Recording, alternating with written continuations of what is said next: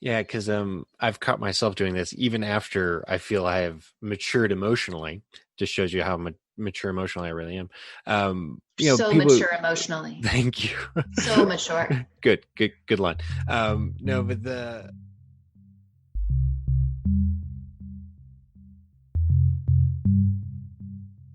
Hi, I'm Kyle Werkerly, certified professional ghostwriter.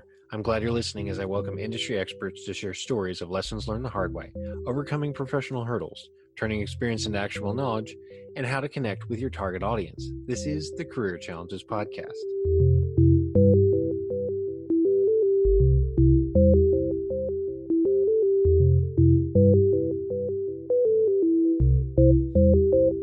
Welcome to the Career Challenges Podcast. My guest for this episode is Dr. Taryn Marie. She's the Chief Resilience Officer at Resilience Leadership and the former head of Executive Development and Talent Strategy at Nike. So, Dr. Taryn Marie, thank you so much for joining me on the Career Challenges Podcast today. Thank you for having me on the Career Challenges Podcast. I'm so happy to be here. Awesome. So when we, of course, we were talking before I hit record, the first thing that popped out at me is you're the Chief Resilience Officer, of course, at Resilience Leadership. So, how did you come to this position in this company? What were your motivations? Yeah, I love the question. I would say, we're recording now, maybe just to position us in time, right? We're recording in mid-April. And I think 5 weeks ago, resilience was something people were interested in, and it was nice to have. And probably 4 weeks ago, in mid-March, it became a word that was being used in a much more explosive fashion. Mm-hmm. And so I feel incredibly fortunate to be focused on resilience, to be an expert in resilience in this moment where I think resilience has its opportunity to have its heyday and to really support people and be of service. Mm-hmm. I started thinking about resilience over a decade ago when I was getting my doctorate, and I was on fellowship, seeing patients in a hospital setting that had a neurological injury, a brain injury or a spinal cord injury.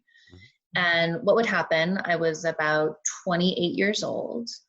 I had my white coat on, and I'd go down to the ICU or I'd go down to the ER, and there would be someone's family who just had this very highly unexpected injury.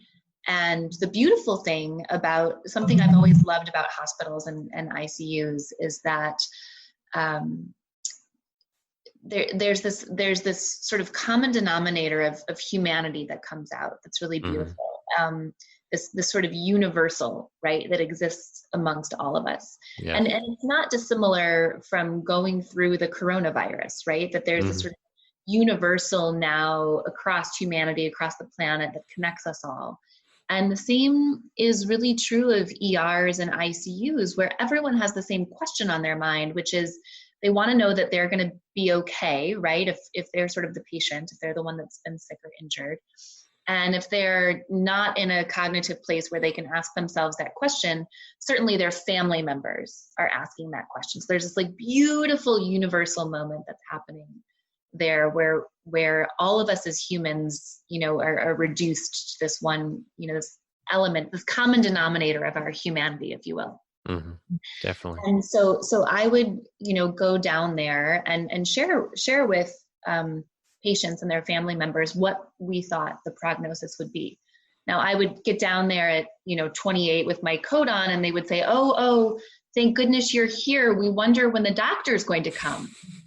It was always a good start. That's always humbling. Yeah. It's always a good start, right? Yeah. They were like, no, you can't be old enough. And I was like, well, how old do you think I would need to be helpful, right? That was the question that I would ask. Mm-hmm. Anyway, we were determining patient outcomes at this time, really using kind of 3 elements of data, if you will, which was the person's age, the localization of the injury or where in the brain, or spine the injury had occurred, and then how severe we thought the injury was, based on a standardized scale. And what we found, because neurological injury is a really long-term rehabilitation, is we would follow people, in our outpatient clinic for months or years. And we would see that people often did better than we thought they were going to do. People sometimes did worse than we thought they were going to do. But like rarely were we accurately sharing this, rarely were we, quite accurate hitting the target in our prognosis. And so we started to think to ourselves, this is a really critical time where people could use accurate information. So what other factors do we need to consider in this, in this person's kind of diagnosis, prognosis, to understand what their rehabilitation trajectory will be, if you will. And we didn't call it a resilience study at the time, but we started to really look at the data and look at the other factors, right? So what was the person's gender? Did that make a difference? Did they live in an urban or rural area? Did that make a difference, right? What was their socioeconomic status? Did that make a difference? And we found really interesting things like having access to reliable transportation was statistically the difference between living independently and living in an assisted care facility, right? So if you sort of hold constant, right, like the other factors, having transportation versus not could be the difference between being able to live independently after an injury and living in an assisted care facility. Now, why would that be, right? Well, because you need to have transportation to get to your appointments. And if you can't get to your appointments, if you can't get to your therapies, if you can't get to your, rehabilitation, if you can't get your medication adjusted by your physician or your care team, then you don't do as well in your rehabilitation. So now, were people feeling that they were a burden in that situation if they didn't have their own transportation, they had to rely on somebody else? I think, Is that like one of those can of worms questions? There's so much involved there. It is. Well, you said the burden word. I mean, burden is such a powerful word. What I would say there, and we can absolutely come back to this, is, mindset is key, right? And so if people were thinking about themselves as a burden, then probably they did not have the most positive mindset. And it's interesting. I just did a social media post on this where I wrote the words, I said, fill in the blank. And I wrote the word I am, and then blank, right? And then I asked my followers, what word did you, sort of mentally put in the blank, right? Because this idea of what comes after I am, what follows the words I am follows us. Wow. That's pretty, I never thought of it in that way. So that's very, what's the word? I guess, meta thinking, obviously, you're thinking in a bigger term, but more of a metaphor and an analogy kind of approach, which is awesome. I mean, for me, it's profound because words are not just words. The language that we use, whether we speak it out loud, and there's power in speaking things into existence, or whether we think it in our minds, and there's also power and energy connected to our thoughts, right? We become, the words that we put in those blanks. We become the person that we tell ourselves we are. So what follows I am follows you, right? It follows me. And so if a patient is saying to themselves, I am a blank, right? And the word burden is going, right? Then therein, right, there's such an opportunity, for their mindset, right? And a lot of people feel that way. A lot of people after a neurological injury wonder about their value and their self-worth. And if they can't go back to work, what does that mean in terms of their identity and how they'll provide for their family and what's their role in society? Again, not terribly dissimilar from what so many people are going through or have gone through or will go through with regard to the coronavirus, right? Because it upends our reality, right? And it allows us to look at things through a completely different lens. And, you know, with a neurological injury, there's an opportunity to, you know, you never go back, right, to the way that you were. And this is the principle of resilience, right? This is actually a myth of resilience, right? We talk about bouncing back, but you don't bounce back. You know, you bounce forward, right? Why do you bounce forward? Because every experience we have, whether that's going to the grocery store or being quarantined for multiple weeks on end, you know, it changes us. It changes us emotionally. It changes us cognitively. Literally every experience we have allows our neurons in our brain to rewire in some way, to reconfigure. So we're never the same person twice. You know, sure. We don't go back to the way that we were before. You know, we allow ourselves to be fundamentally and forever changed by the experiences that we have. And associated with that are two things, right? One is this idea of hope, right? There's hope that we can change. There's hope that we can be different. There's hope that we can be better. But there's also a sense of grief and loss, because if we're not going back to the way we were, right? I've been saying, hey, let's not rush back to normal until we know what's worth rushing back for, right? There will be things, you know, that will be incinerated in the fire of the coronavirus. Just as when there's a forest fire, things are incinerated in the forest fire, right? But it also spurns new growth. It also spurns new identity. Mm-hmm. And so this idea that there's grief and loss associated with leaving things behind. Now, some things we may be glad to let go, right? Mm-hmm. And some things we may grieve the loss of part of ourselves, a loved one that passes away at this time, you know, experiences that we used to have, right? There's a grieving process that happens there, and it's natural and it's normal, and it allows us, you know, to move forward. Awesome. So my question now is, like, for those who have gone through something, you know, that has changed them, and they've learned resilience, they've learned to accept that things are not what they're going to be before, and I can build something better now. You know, there's those people who I feel have already kind of gained some level of resilience. And then there's those who are coming into this pandemic right now who may not have any resilience. And I know there's no real metric here for resilience. There's not 2 R's to 3 R's, and, you know, you get more R's with more traumatic experience. It's not anything like that. I'm just curious how people who are coming into this, I guess, fresh in a way, how they can start to build up that resilience that other people may already have through their own life experiences. Mm-hmm. Yeah, that's exciting. Mm-hmm. I love that we're talking about this.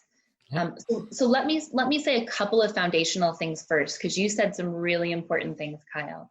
The first thing that you talked about was acceptance. Mm-hmm. And I think acceptance is a really important concept for us to touch on, at least just briefly. Yes. So acceptance, that's another loaded term, right? It's something that takes a long time. There have been some major life changes in my life, and accepting them, I feel, was kind of the biggest hurdle. Maybe not the biggest, but to me, it felt like it took a lot of emotional energy and focus to accept that it's not going to be that way, or what I had assumed my future would be will never be. Mm-hmm. And that's not bad. For a long time, I held on to that and thought, if I can just do, you know, X, I can have that opportunity again, and I will get that future that I at one time thought. But then accepting that it's not going to be that way, and that's not bad. We can still do something good and meaningful, and, you know, that it's okay. So, you know, acceptance, it's a small word when you think about it, but really for me, it took a long time. Some people I feel were much quicker in accepting changes similar to mine than I was. So, you know, yeah, the acceptance part, it's huge. It's huge. Anyway. Yeah. You know, I think, how do I want to say this? Acceptance, you know, you talked about, you're just like dropping so much knowledge right now. I love it. I love that we're talking about these things. So You talked about the process of acceptance and the time, right, Mm-hmm. that things take. I think acceptance can be a long-term process. Mm-hmm. I think it's important to know that acceptance is something that comes from within. Mm-hmm. Mm-hmm. So my own acceptance of my situation or an experience or what happened, I am the only one who can get myself to a place of acceptance. And typically, going back to the kind of bounce forward versus bounce back, right? Typically, there's a grief and loss, a grieving process that accompanies acceptance, and oftentimes is the precursor Mm-hmm. to acceptance. Oftentimes, we have to grieve the loss of something in order to be able to accept the new thing, the new way of being, and let go of the fact that things aren't going to be a certain way that we had imagined. Mm-hmm. You also talked about how comparatively, right, or relative to self-comparison, you've seen maybe people who've had, say, a similar circumstance, but maybe they came to acceptance sooner. Yeah. And I think it's also important to mention that each of us has our own timeline, right? Time is just a construction; it doesn't actually exist, and all of us have our own timeline for grief and loss, for acceptance, for falling in love, for finding healing, and oftentimes, the more connected we were to something, right? The more that I was looking forward to marrying a particular person, or being able to travel to a certain country, or wanting to get a certain promotion, right? The more energy I had put around that, right? Sometimes it'll take me more time to unpack all of that and grieve that loss. Even though you and I may have had similar experiences, maybe you weren't as, maybe you didn't have as much of your life kind of bound up in Mm-hmm. this particular, projected outcome. So I think it's important to remember that we all have our own timelines, our own trajectories. And what I would also say about that is, I think, I'll just speak through the culture of what it means to live in the US and what it means to be American. I think we're pretty poor at allowing people to have those timelines. Mm-hmm. We want people to get better quickly, and we don't like messy, and we don't like that it hurts, and we don't like I don't know, and we don't like uncertainty, and we don't like things that exist outside of our control. And so oftentimes the message that we send to people is like, could you just get better? Yes. Right. Yeah. And I think allowing people to have a timeline that isn't linear, that's a little messy, but allows you, or allows me, or allows someone to have the process that we need to have, mm-hmm. is important. Yeah. Yeah. Cause, I've caught myself doing this even after I feel I have matured emotionally. Just shows you how mature emotionally I really am. So people, mature emotionally. Thank you. So mature. Good line. No, but I've seen people who have gone through traumatic experiences, or maybe something just didn't go their way, and they're kind of down about it, of course, and they're depressed. And I'm like, come on, dude, you're just bumming everybody out. You're bringing the whole vibe down. Just, get over it. And, I realize that, and I go back to it later and I kick myself. I'm like, they're dealing with that, and how they deal with that is really none of your business, Kyle. If they want help, then, you can help them, you can listen, but it's not really my call to tell them, well, suck it up and, get back to happy because, I need to have a happy day. It's like you realize how selfish you're being in that moment. So I feel that, our culture, to speak to what you said earlier, that our culture does kind of have that, not really accepting of grief or that grieving process. And I have 2 little girls, so I've watched a ton of movies. One of them was In and Out. So, I think that's perfect for our discussion here.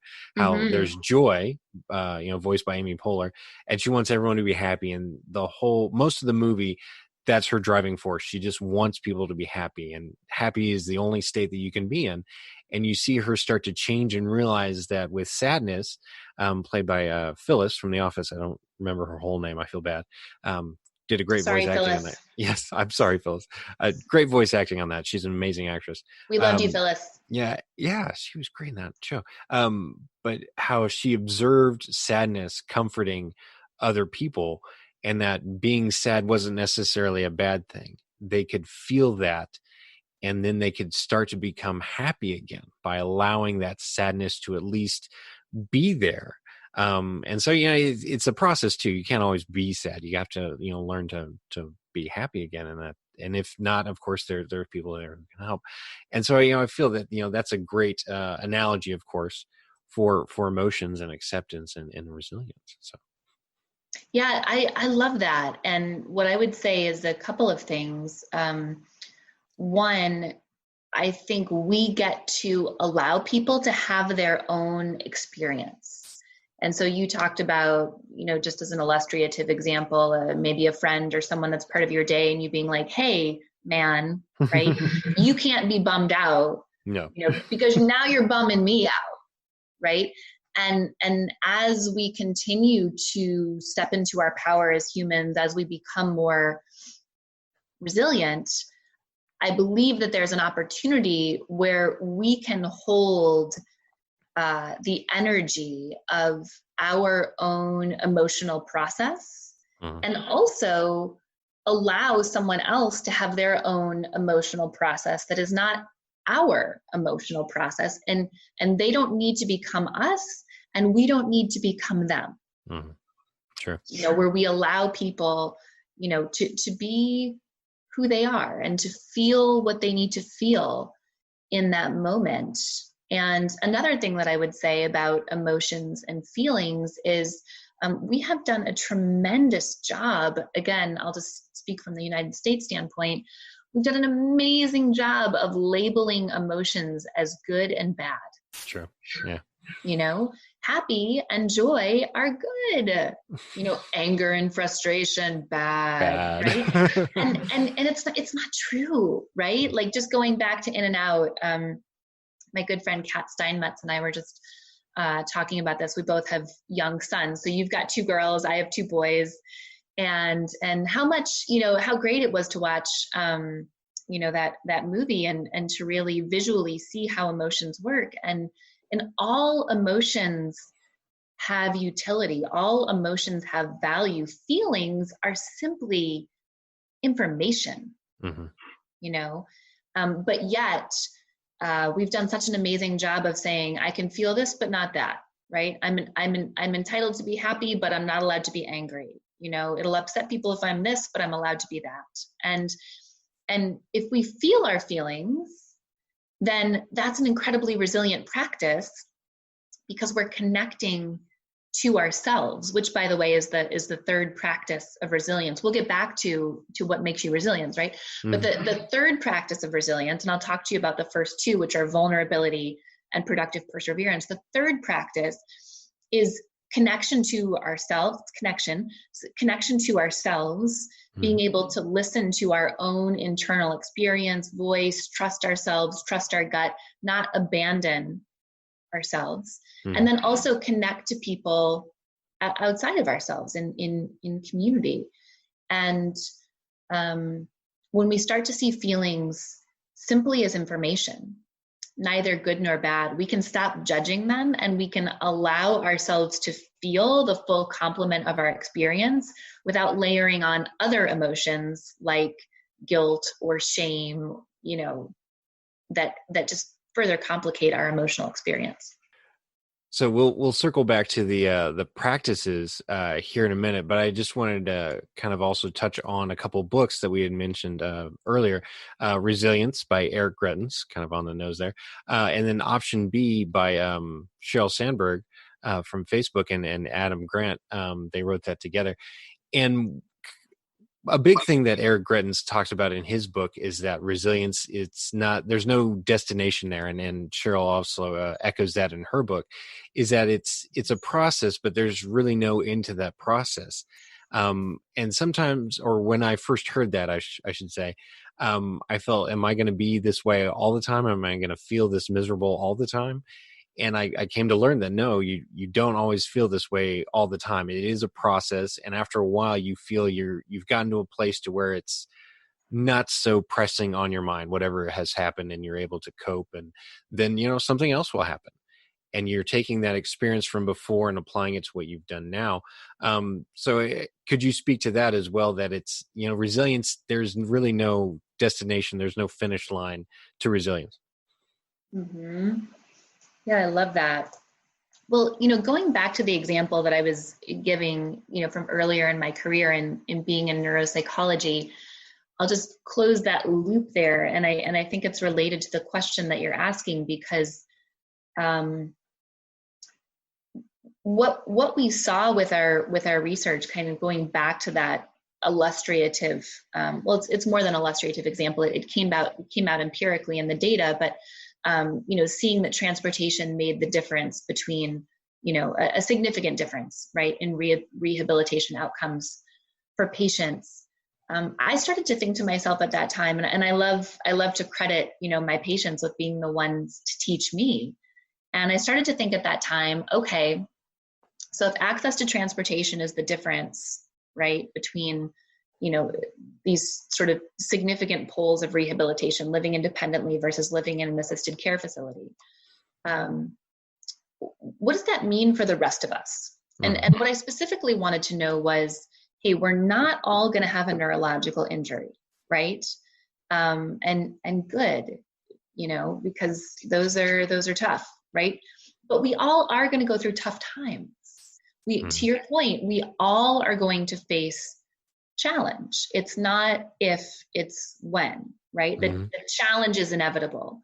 And so what if we knew that the next time challenge showed up, what if we knew that something akin to reliable transportation was going to make a difference for us, right? What if we knew what the behaviors were, what the actions we could take, the actions that we could practice to be more resilient? And that's what I wanted to know. And so what I did is I started asking people a really, call it a simple question, but it wasn't an easy question. It's not an easy question. The simple part of it is, to think about a significant challenge that you have faced, typically in the past, and to think about, how did you effectively address that challenge? Specifically, what did you do? And then after interviewing hundreds of people and coding, thousands of pieces of data, what emerged from that is what people said they did that allowed them to effectively address that challenge, that allowed them to be resilient in those moments. And that created the 5 practices of particularly resilient people. And to your point, you talked about more or less resilience earlier. I think we can sort of chart that on a continuum. Now, everybody has some resilience, right? It's not like you don't have resilience or you do, right? It's sure. It's not, forget how you say that, but an either or, I guess, is the way you could say it, right? It's not an either or. It's like you can be lower on resilience and you can be higher on resilience. And the good news is that you can continue to move across the continuum, so as you practice more resilient behaviors and more resilient mindset, your resilience can get higher, right? And conversely, if your resilience is high, but maybe you don't kind of practice resilience for a period of time, you can, it's like a muscle, it can atrophy a bit. And so, I think, like so many wonderful things, I'm trying to think of other concepts that don't have destinations, right? Like, again, my friend Kat Steinmetz, who leads leadership development at Vox, she talks about leadership transformation, right? Transformation doesn't have an end goal either. No. Right? We're always evolving. We always have the opportunity to get better. And I suppose that's the really kind of beautiful, affirming aspect of resilience. One of the myths of resilience, people think, resilience is passive, right? So this idea that time heals all wounds, right? It's a very passive way of thinking. I'm just going to sit back, I'm going to Netflix and chill, right? And everything is going to get better, right? Which is really the message that we've been sent in some ways, but it's more akin to what Andy Warhol said, which is time changes things, but you have to change them yourself. True. And so, the myths and truths of resilience are, right, you don't bounce back, you bounce forward. It's not passive. Resilience is not passive. It's a very active process of engaging with challenge or change or complexity. And it's not stagnant or static.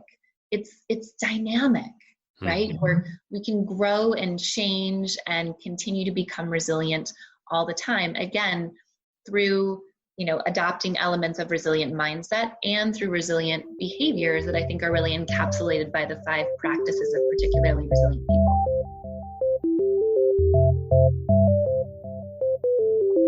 Would you like to be a guest on the Career Challenges podcast? Go to careerchallengespodcast.com to find out how.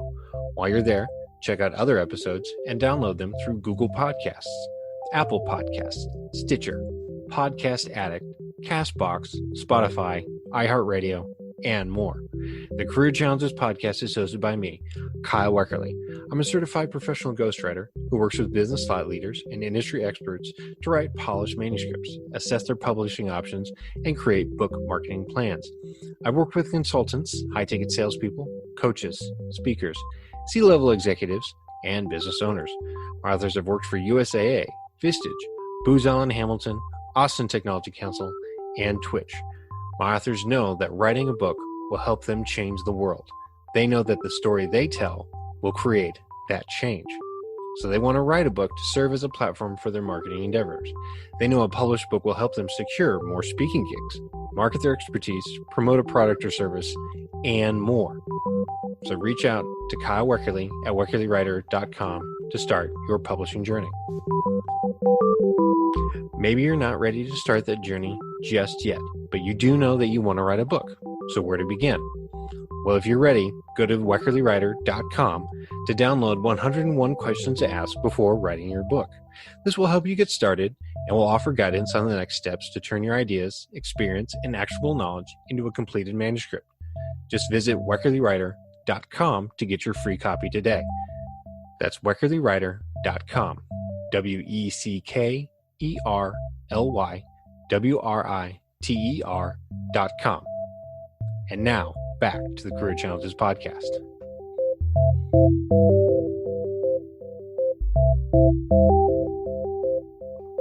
So you've been mentioning the 5 practices and that they came out of your research, and you've touched on those first 3, but let's start at the beginning because we kind of jumped in the middle there. I apologize. We did. That. Yeah.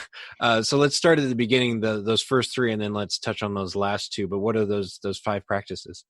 Yeah, so the first practice that came out in my research is the practice of vulnerability. Mm-hmm. And what vulnerability meant relative to facing challenge to people that talked about it was allowing their inside self to match their outside self, right? For these 2 selves to be aligned or congruent.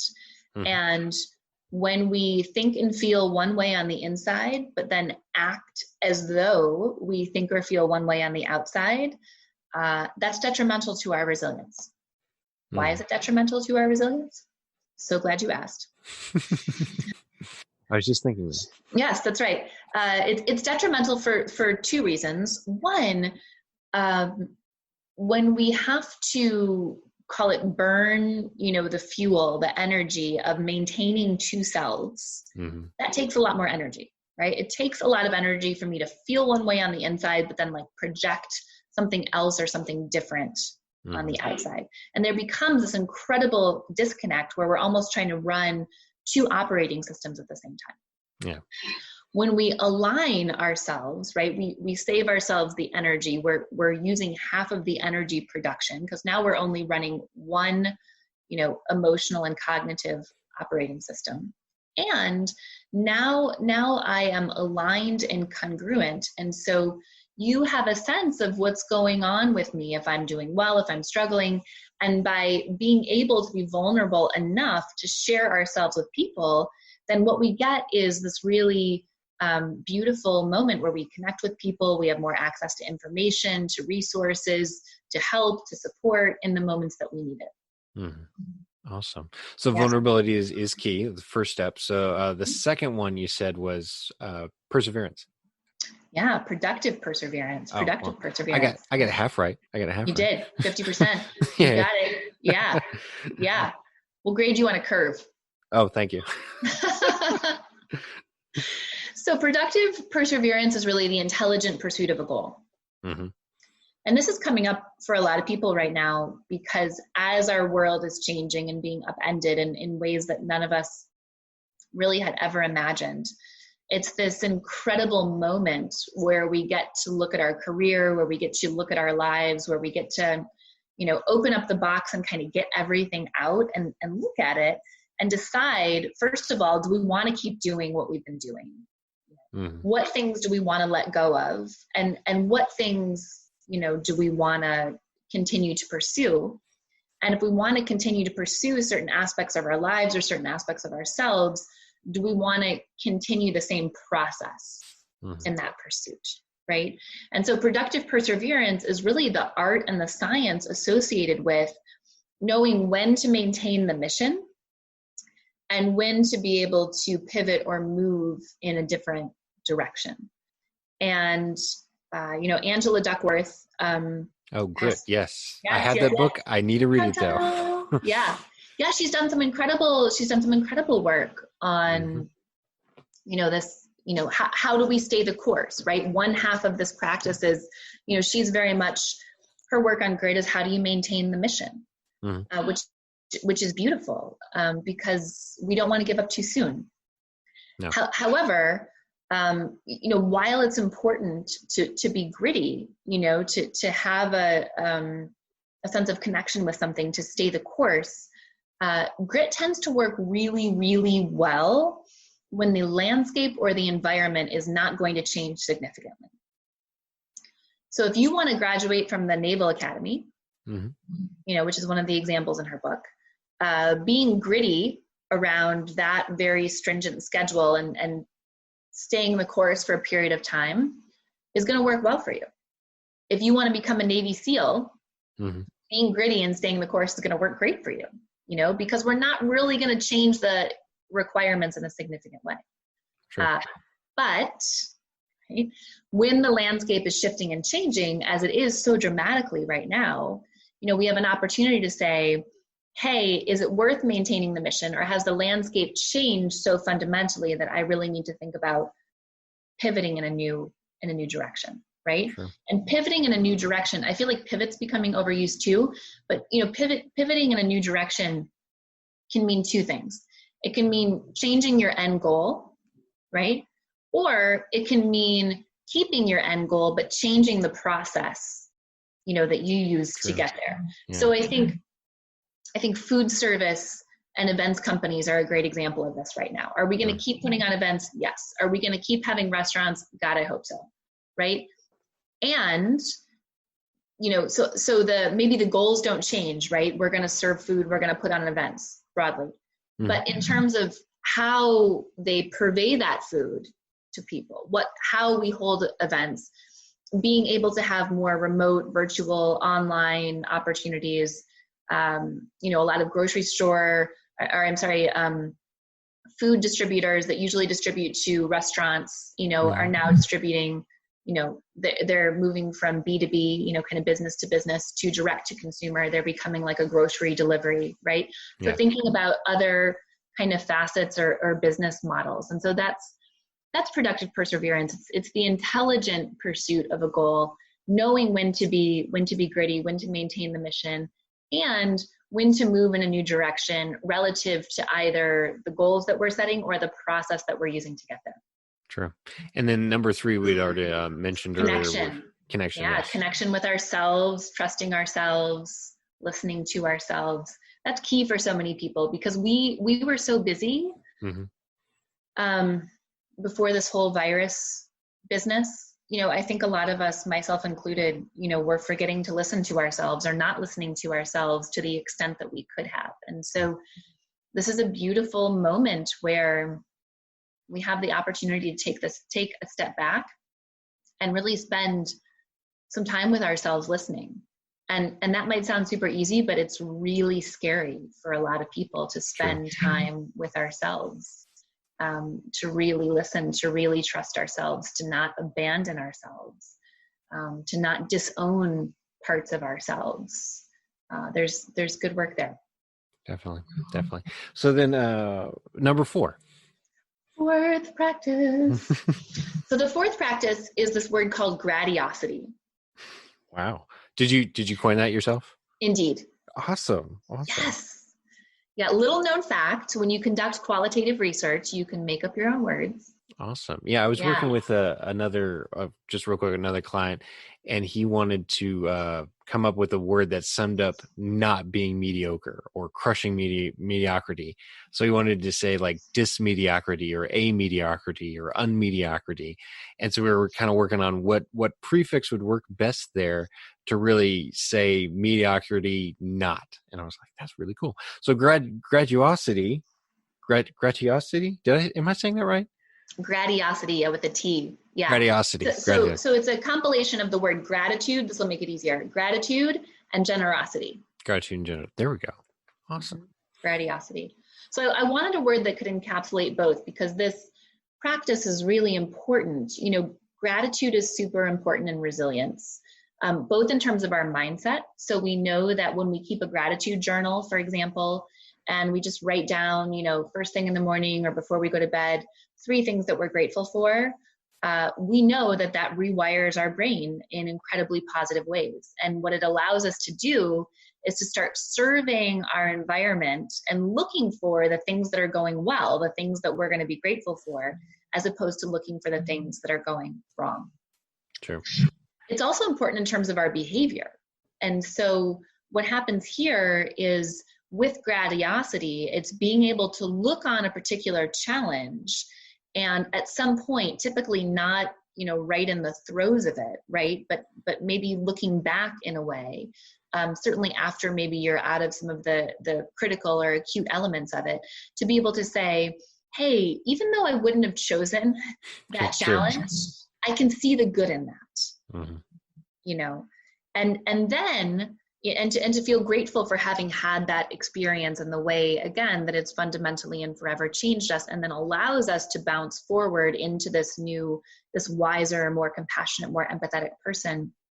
And the generosity part of it is then being willing to share those lessons generously with others, so that I'm not the only one who gets to learn from my challenge. I can share it with you and share it with others, and people can learn vicariously through my experience. Definitely. Yeah. It's been other people's stories that have been a huge help when I was dealing with my, huge life events. And also that was a main motivator too, to getting into writing full time, which I finally decided I'm going to take this leap. I'm going to work on being a writer full time instead of just finding a job.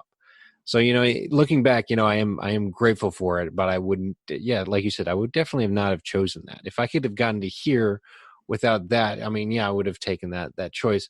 But, like you were saying, you've got to be kind of open-minded about it and emotionally mature, like you'd pointed out too, that you probably would not have been as good at that, or as good of a person, if you had not gone through that tough time. Yeah, I think that's right. I refer to these types of things as, the greatest learning experience that I would never do again. Sure. Right. So I'm a trauma survivor. I had a stalker in high school. I developed symptoms, a diagnosable level of post-traumatic stress disorder. I had those symptoms and that diagnosis probably for 2 decades. Wow. And that changed, that started when I was 14. And, I don't think that the symptoms were, below a diagnosable level until I was 37. So, over 2 decades of living with a diagnosable level of trauma. And, I wouldn't want to do that whole stalking experience again, or even the symptoms of PTSD, but that has formed me. That's created who I am today. And it's given me skills. It's given me an outlook. It's given me compassion. It's, been part of what has informed my journey and my research and my inquiry about resilience. And none of the wonderful things that have come since would exist without the tragic or traumatic things that occurred. And so I think what's important for people to understand is that when we going back to this concept of acceptance, we can't love ourselves and hate the things that made us. True. And so we have an opportunity, to love that pain. It doesn't mean we would have chosen it or we choose it again. It doesn't mean that that what happened was right. But when we love those experiences for the formation that it has given us, it allows us to love ourselves in a deeper way. And that's amazing. It is incredibly difficult too. And so anybody who has gone through that or is going through that, hopefully listeners listening to this now, just know that it's worth it. And I hope that, that message comes through loud and clear throughout this entire interview here. Yeah, it is worth it. I think that's the thing that nobody tells you, actually. The thing, emotions feel crappy sometimes. Yes. And again, going back to this culture, this, get well, be better, stiff upper lip. I need you to, cheer up, man, not allowing people to have their own process. We're so good at sweeping stuff under the rug. We're so good at shortchanging people in their emotional processes. And it feels crappy to feel crappy. Sure. But what people don't tell you is that, one, you don't feel bad forever. And two, there's very much a moving through, a coming through. And even though it's very dark in there, there are rewards on the other side. You don't always feel bad. And in fact, you feel much better when you've been able to journey with some of your darkest places. True. I feel we can really have an entirely separate episode just on this topic alone. But you'd mentioned there's 5 practices. We've only gotten through 4. So what's the 5th one? Let's bring it home. Yeah, dun dun dun, drum roll. So the last practice is the practice of possibility. Practice of possibility. So if we think of vulnerability as maybe being a foundational element of resilience, I'm still working this model in my head, right? But I also see kind of a continuum of these practices. And I see vulnerability as being really the cornerstone. Vulnerability is the cornerstone of authenticity. We can't be authentic with ourselves or others without first being vulnerable. It's difficult to connect to ourselves and others without being vulnerable, right? So vulnerable is very much like kind of in a cornerstone of all of this.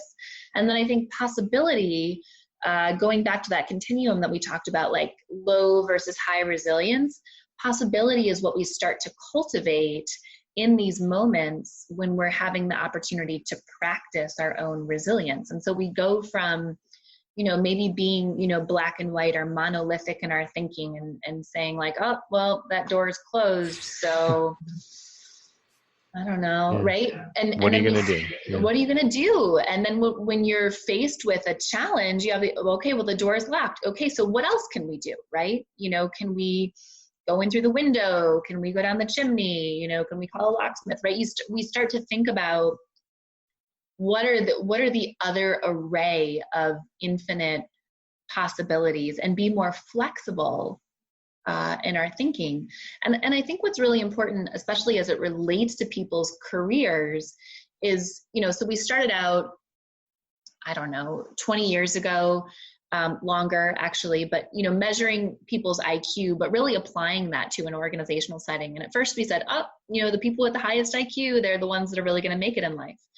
And then we said, maybe that's not right. Maybe it's more about EQ or some combination of IQ and EQ, where, it's good to be smart, but you also need the EQ. You need to be able to talk to people. You need to be able to influence. You need to be able to, have people follow you, and gender followership and leadership. And I think now, and all that's still important. And now what I would layer on is also this idea of AQ. And so AQ is the adversity quotient. And so we've got IQ, we've got, EQ, and now we've got AQ. And AQ, this is not my own concept, but AQ is this idea that, what is our relative stamina for being able to face adversity? And I believe that people who have greater stamina, if you will, for facing adversity, who can connect with that challenge, who can stay in that moment of challenge, change, or complexity longer, and be able to devise an array of possibilities, possible outcomes, possible futures. These are the people, I think, who have a great chance of really making a difference, a substantial, an appreciable difference. Because when we start to see new possibilities and new ways of doing things, then, when we have new possibilities, we also have new opportunities. And so, you may know, Kyle, that the Chinese character for crisis is a compilation of the Chinese character for danger and the Chinese character for opportunity. Oh. So crisis, I don't think I've heard that, no. Yeah. So the Chinese character for crisis, it's a smooshing together, right? A compilation, smoosh, technical term, compilation of crisis is danger and opportunity. And it's so easy to, I think for us as humans, to really privilege the danger part, right? To say like, crisis, I feel really scared. And we have to remember is that along with the danger, there's also opportunity. Sure. And what I feel a lot of people are saying now, especially in my LinkedIn network, it's small, but I have a lot of great people in there who are putting out a lot of good stuff, is that there's opportunity even now.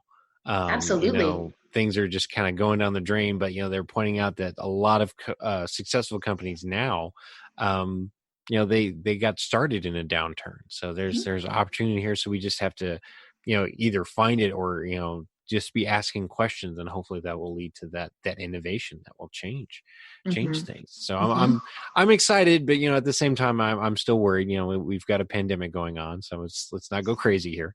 But there's definite opportunity here. Yeah. I think it goes back to this idea of polarity, right? The ability to take two things that seem diametrically opposed and allow them to both be true. And so when we looked at productive perseverance, the intelligent pursuit of a goal, we hold in each hand, right, maintain the mission versus move in a new direction. And we navigate that polarity, right? Similarly, with this notion of crisis, we allow the idea of like danger, hey, there's still a pandemic going on, and opportunity, hey, there's real and meaningful ways that we can change, right? We also allow both of those to be true. Awesome.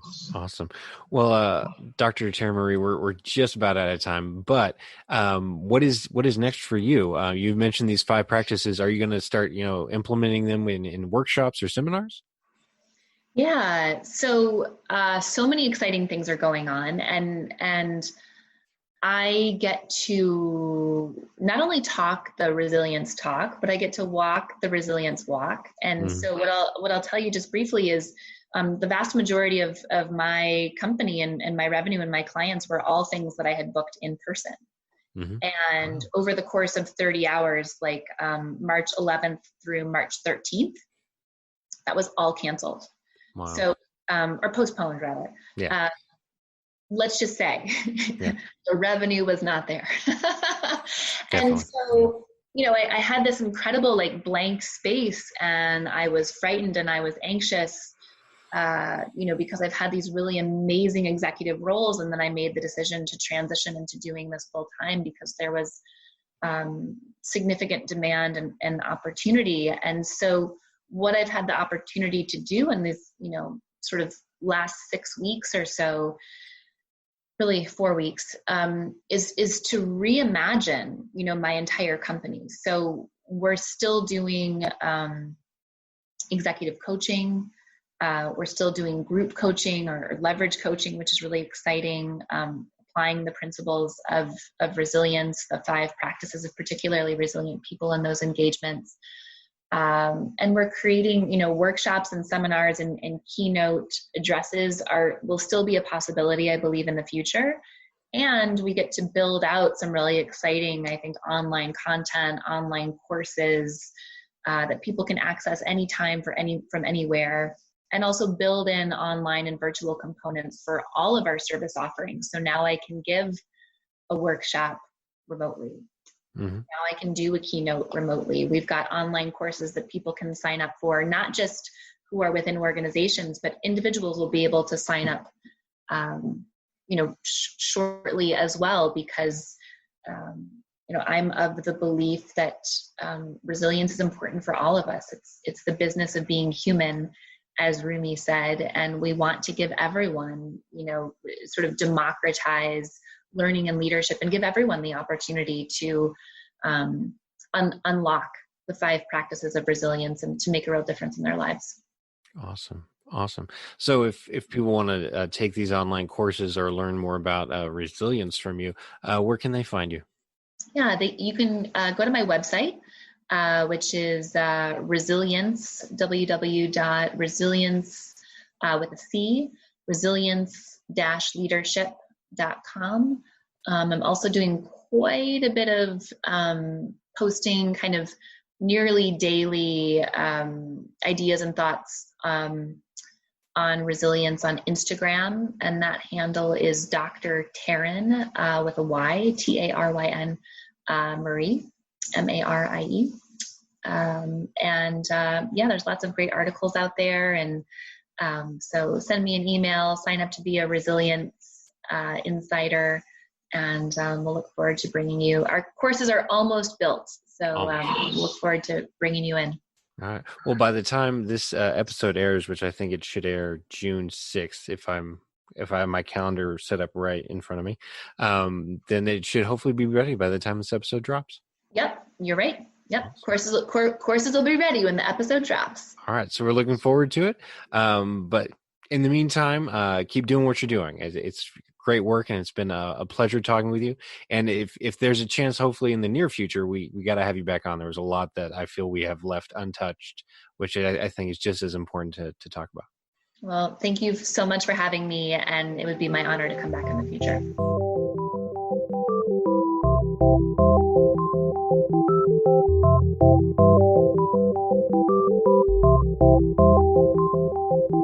Thank you for listening to the Career Challenges Podcast.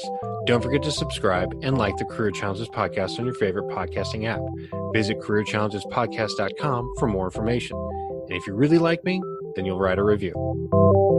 And don't forget to pick up your free copy of 101 Questions to Ask Before Writing Your Book by visiting weckerlywriter.com. That's WECKERLYWRITER.com.